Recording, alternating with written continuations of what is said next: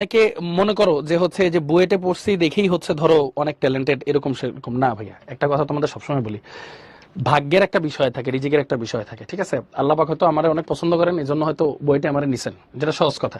আমার চেয়ে অনেক মেধাবী মেধাবী মানুষজন বুয়েটে চান্স পায় নাই। বাট দিন শেষে দিন শেষে তারাও যে খারাপ আছে তা কিন্তু না। যেমন আমার অনেক বন্ধু আছে বুয়েটে চান্স পায়নি, তারা এখন বাইরে বিভিন্ন বিশাল বিশাল বিশ্ববিদ্যালয়ে পড়তেছে, সেরা সেরা গবেষণা করতেছে, ঠিক আছে? এরকম সাকসেসফুল বা কে সাকসেসফুল কতটুকু বেশি, এটা আসলে লাইফে তুমি কই পড়ছো না পড়ছো তা দিয়ে ডিটারমাইন্ড হয় না। তোমার আসল গোল হচ্ছে তুমি ঠিক আছো কিনা, তুমি ভালো আছো কিনা, তুমি খুশি আছো কিনা। এটা লাইফের মেইন সাকসেস আর কি। হ্যাঁ, কারণ আমরা খুশি থাকি না কেন, আমরা হিংসা করি আর কি, যে আরেকজন ভালো রেজাল্ট করছে বা আরেকজনের বেতন একটু বেশি, আমার একটু কম কেন। দরকার নেই তো, তুমি সুস্থ আছো, এটা অনেক বড় একটা জিনিস। তুমি আজকে সুস্থ আছো, 90% মানুষ অসুস্থ আছে, তুমি এটা খেয়াল করছো? তুমি এটা খেয়াল করো নাই কখনোই। এই জিনিসটা আমরা বুঝি না। এই যে আমাদের আব্বাম্মুরা দেখো, আব্বাম্মুরা কিন্তু এখন একটা ভারী জিনিস ধরতে গেলে কষ্ট হয়, আব্বাম্মুদের শরীর খারাপ থাকে। আমাদের কি মনে হয়, খালি অসুস্থ থাকে, এরকম এরকম মাঝে মাঝে আমরা ভাবতাম আর কি, আমি ছোটকালে ভাবতাম।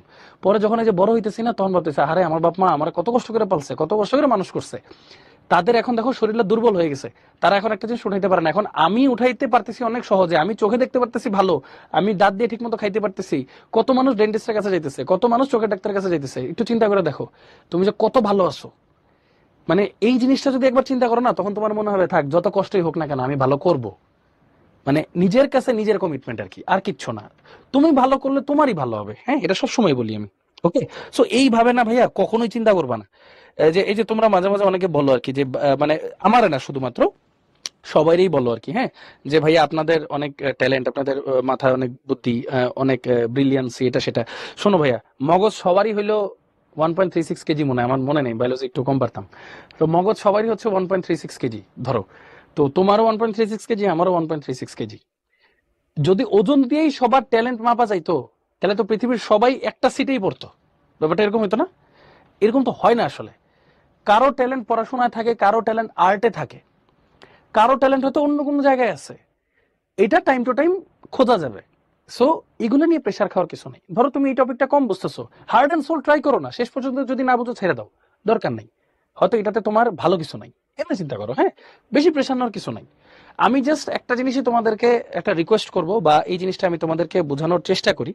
সেটা হইলো ভাইয়া, লাক বলো, রিজিক বলো, সবকিছুই, আর সবচেয়ে বড় কথা তুমি নিজের নিয়ে চিন্তা করবা সবসময়। হ্যাঁ, মানে আশেপাশের মানুষ তোমার চেয়ে ভালো করলো এইটা চিন্তা করাচ্ছে, তুমি সবসময় এমনি চিন্তা করবা তোমার চেয়ে আসলে অনেক মানুষ অনেক খারাপ অবস্থায় আছে।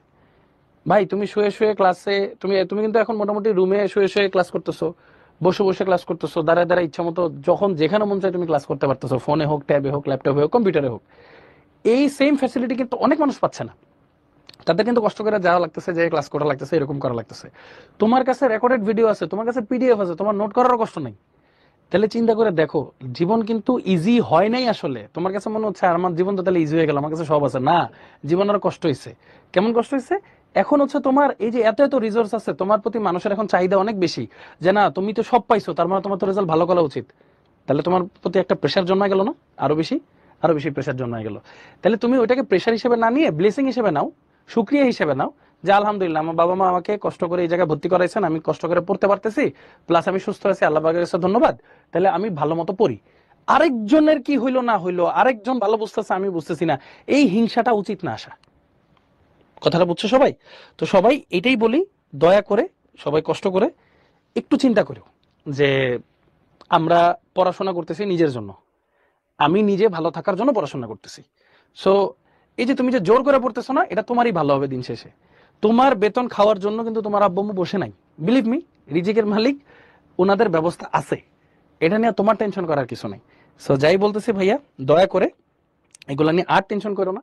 তোমাদের জন্য তো দোয়া করি, বাট একটু পড়াশোনা করো। এই যে দেখো, এই যে চমৎকার একটা ফর্মুলা, এই ফর্মুলা শিখে গেছো, তার মানে তুমি তোমার একটা ক্লাসমেটকে, আমি আজকে বললাম, তুমি তোমার একটা ক্লাসমেটকে এমনি জিজ্ঞেস করো, এমনি ফাও, ছোট করার জন্য না, কখনো কাউকে ছোট করবা না, জীবনে সবাইরে বড় করবা, ছোট করবা না, নিচু করবা না, কাউরে কখনো অন্যায় করবা না, অপমান করবা না কাউকে, মানে কখনোই ছোট করবা না। এটা সবসময় নিয়ম মনে রাখবা। তোমার ব্যবহার তোমার সাথে, মানে তোমার ব্যবহার মানুষের মনে থাকবে, তুমি কত ব্রিলিয়ান্ট ছেলে এটা কারো মনে থাকবে না।